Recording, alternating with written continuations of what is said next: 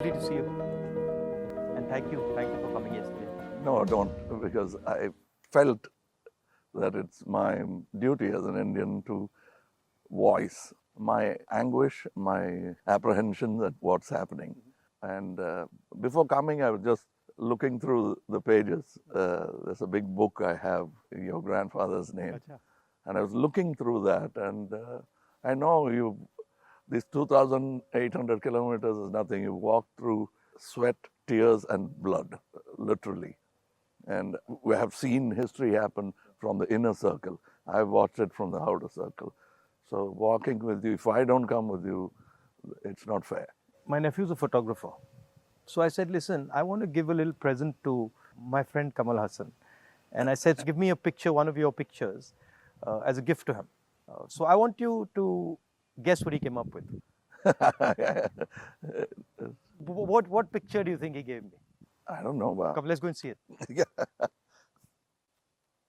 Oh, it's here. Tells you what Kamal is, right? And so this is what he gave me. What he came up with. Oh. Oh, he shot this? He shot this, and that's for you, because it tells us your approach, your attitude to life, and the fact that you're a great Indian and a great Tamil. Thank you. And we're proud of you. Thank you. It looks nice, huh? Oh, lovely. I'm quite interested in how you see what is going on in India.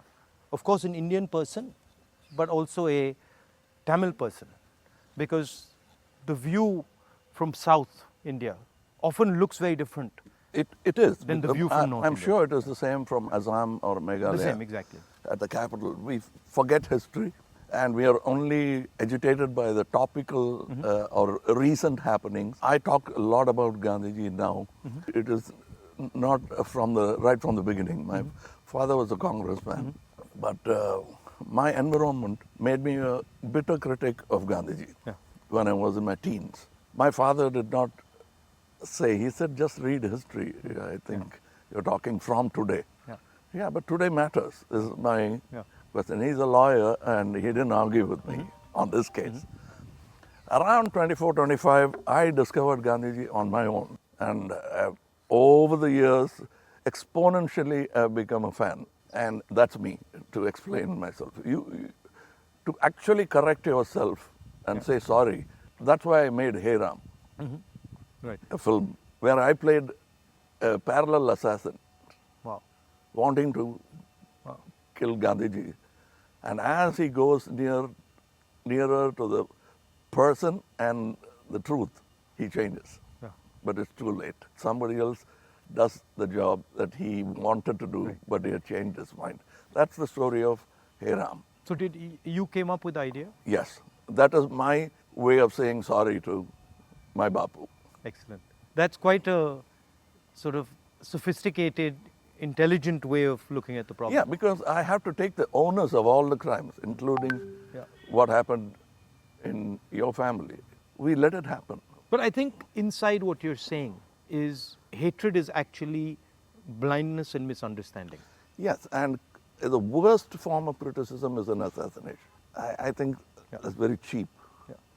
And It's a coward. A coward does that only, because he has no other way to fight. But that cannot be the answer. So what's your view then of the violence and the hatred that is being spread in the country? I mean, I view it as a consequence of the fear that is being spread in the country. No, this is actually a synthetic, reproduced, Manufactured thing. I don't think so, because go into Kerala, more than Tamil Nadu, you'll find amity prevails.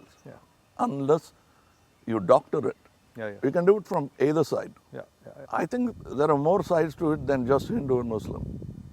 We have to look at all that and understand that this country will flourish only with this plurality. As a person who loves Tamil Nadu, loves the Tamil people, whenever I go there, I try to understand slightly better, what exactly is the Tamil idea, right? And so as somebody who, is looking at it from far, what does it mean to be Tamil? I know that the Tamil language is very important, but what does it actually mean? It means the same as wanting to be a Maharashtrian Yeah. or Telugu or a Malayali. We all have a pride, but I must say something about Tamil Nadu. They always feel that it's an island with parochial mindset and language chauvinism. Everybody is proud about their language, but I can tell you, you can go to a village, any village or town, my town, and just stand in the middle of the road and shout Nehru. A dark man will turn around, or you say Bose.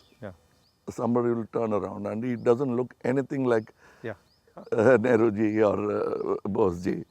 And they'll turn, you'll find Gandhi, many Gandhis. That is the mindset. And at a particular point, they felt there was apathy from the center. That happens every time. It will happen with every government. They are now unhappy with what is happening now.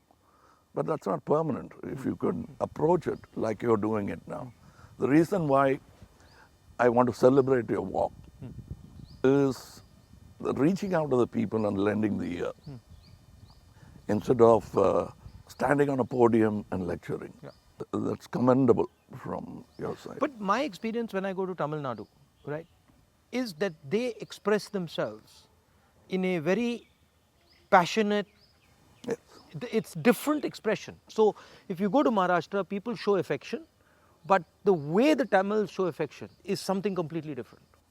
I get that feeling when I go there, and I always wonder, what is that exactly? How does it, why such strong affection or strong expression or so passionate? It's part of the culture. It's a very old culture, and they've seen wars, they've seen battles, they've learned a lot from Jainism, Buddhism.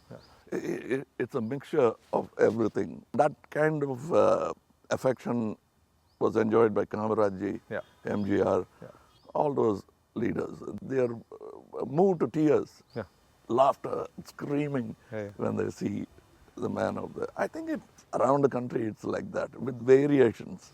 And also the Tamil language is very important to them. Yes, I think even non-religious, godless people celebrate Tamil and worship Tamil. So you said you've got, you're doing this fashion business, and so you know a lot about what is going on in the rest of the world. How do you see the United States, China, these countries? Where do you see India's place in all this? Nowhere less than them, but we should walk the talk. Like you're doing, every Indian must walk the talk.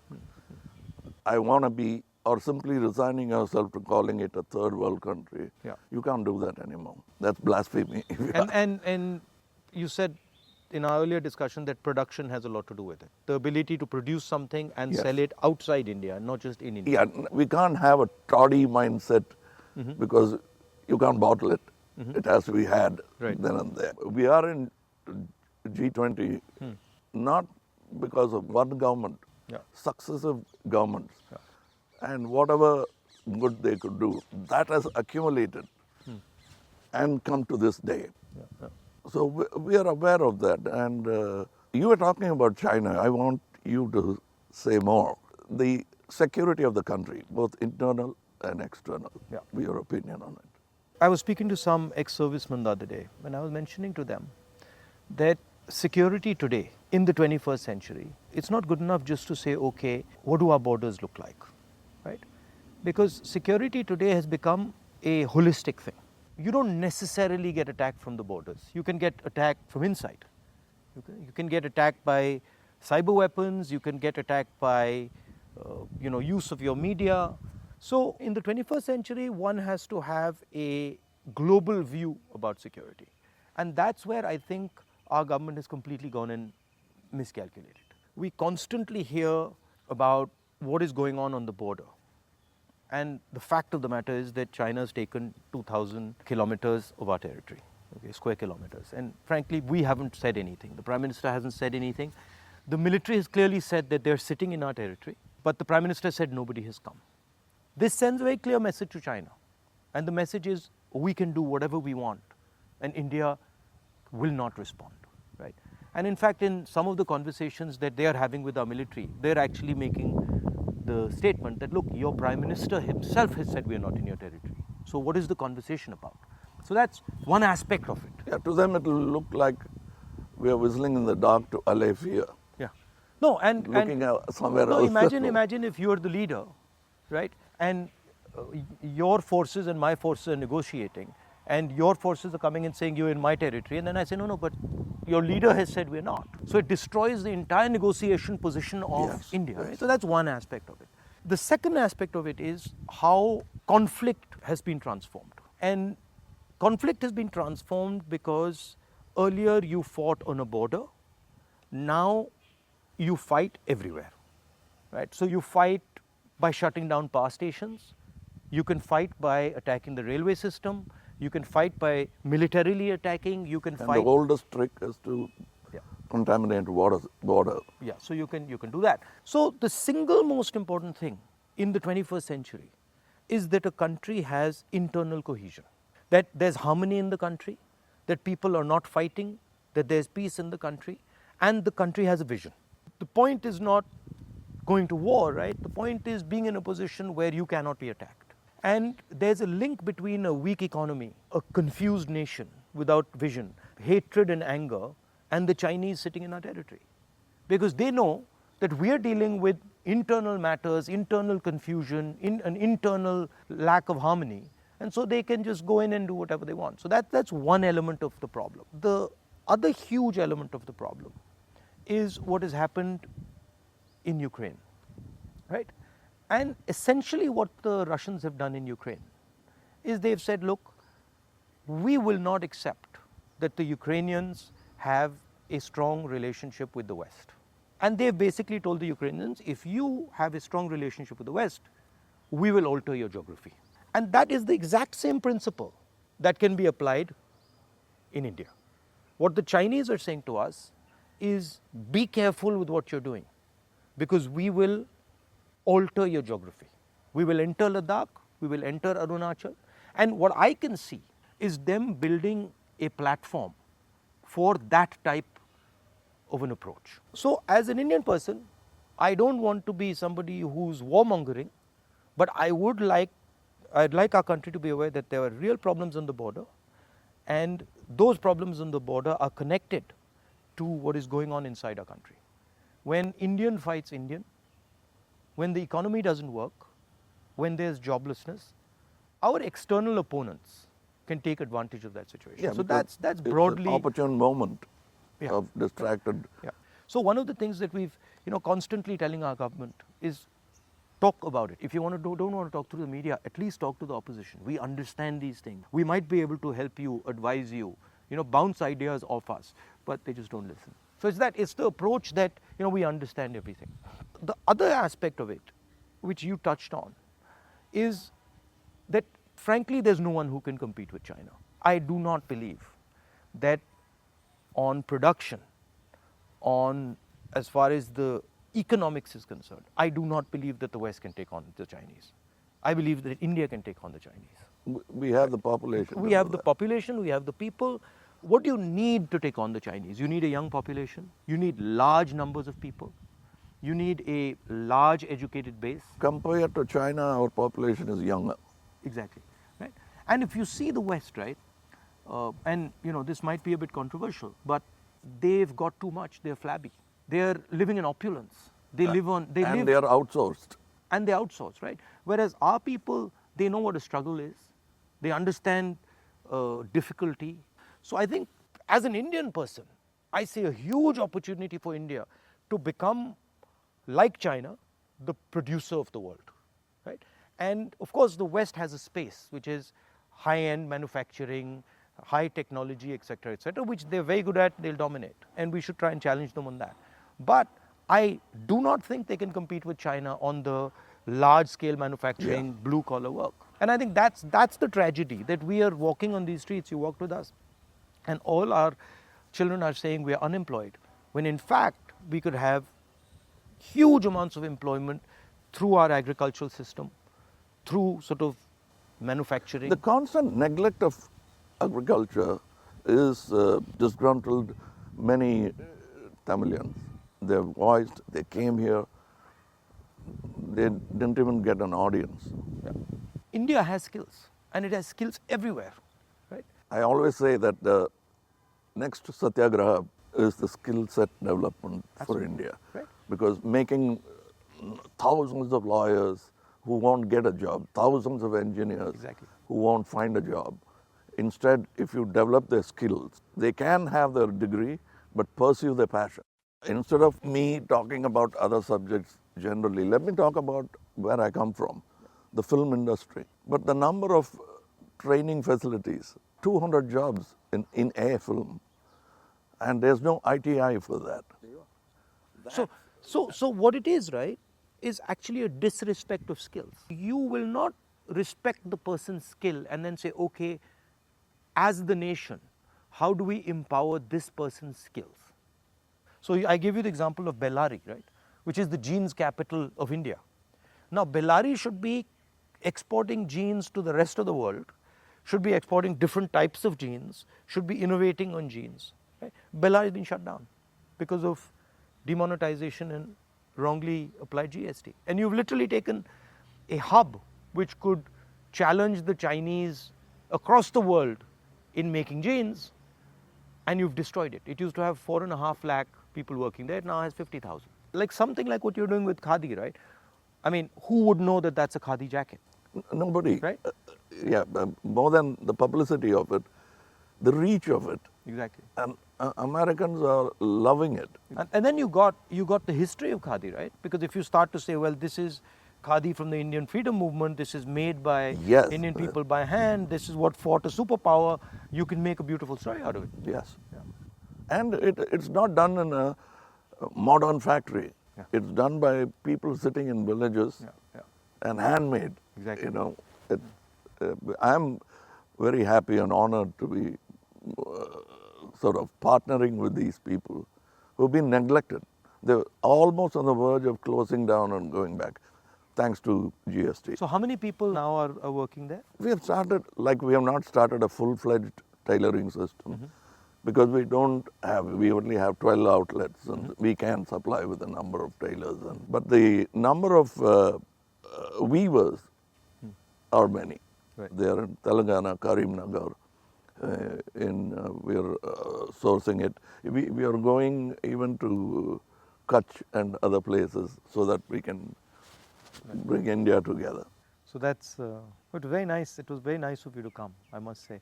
I with all the situation and the BJP and sort of the ability they have to coerce, I think it's also a brave thing. That's why I think that's why he gave. He came up with that idea of the picture. No, It's not easy. I'm glad he thinks of me that way, but I still remember the speech by Gandhiji when he said, "Shake the lion's mane," for which he was incarcerated. So we have the strength and ability. But I'm happy that you're meeting people, practicing jujitsu, walking miles and miles and miles. It's nice. And because you're doing exactly what Gandhiji did, to understand the nation before fighting for it. No, it's quite a fantastic experience. I remember walking from Tamil Nadu into Kerala. It's completely different. Yeah. And as you said, it's changed, but then it's the same. So there's huge commonality and then there's huge difference. That's the individuality of it. That's the plurality that we should not lose exactly. at all. Yeah.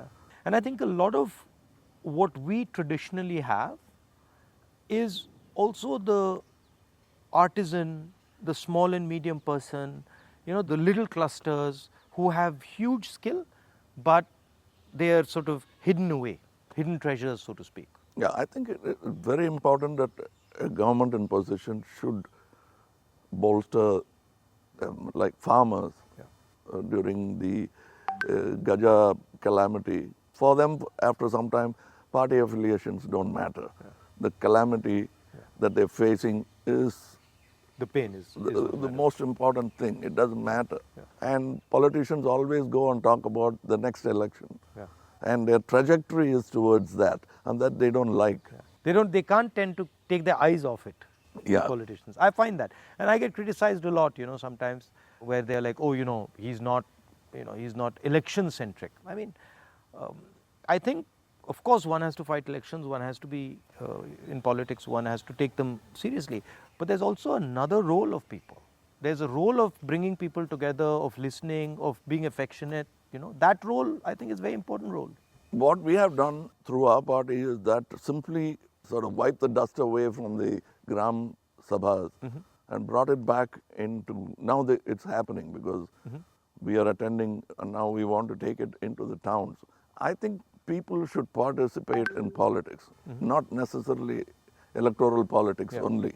Exactly. But they must have a firm say that politicians will have to understand it's not all about number crunching, that they'll have to answer certain things. And people should also feel that I can vent or complain. I can say something, and politicians should also feel that I can take some punishment. He's shouting at me, okay, no problem. I did something wrong. I go and listen to what he's doing, what he's saying. I think that's, people don't like criticism. I think criticism is a good thing. I think we are a very young democracy still, in spite of 75 years. The reminiscence of the monarchy is still in our mind. Yeah. No, that's a profound thing you've said. It's true. It's still, they want loyalty. And politicians who are in power want to somewhere behave like a king. Because it's not too far behind in history that we had princely states. 70 years, yeah. But I think if you look, a lot of sort of our chief ministers and leaders, the approach is that of a king. You're like unilateral decisions. I will do whatever I want, not taking into account what people feel, not listening. I think there's quite a lot of that. Yeah, and they are offended when you call them a civil servant. Yeah. I'm not a civil servant. Yeah. I'm in position, I'm in power. But that's what we are, ultimately. It should be a position of honor rather than position to usurp. Yeah. The trustee idea of Mahatma Gandhi. Over the time, I'm looking for people who are at least a semblance of that in them, because it's unique. He's a tall international figure. Yeah. And that we realize when he's not there. Well, anyway, I won't keep you. No, I'm keeping you. It's lovely to see you. And whenever you're in Delhi, next time, maybe we go and have a meal or something. Yeah, sure. I'd love to do that. And I'd like you to look into our thing I've sent I you. will. I'll give you my your measurements. I will 100%. We'd like to dress you up. Okay, I'll do that. Thank you. Thank you. Thank you for the time. Thank you.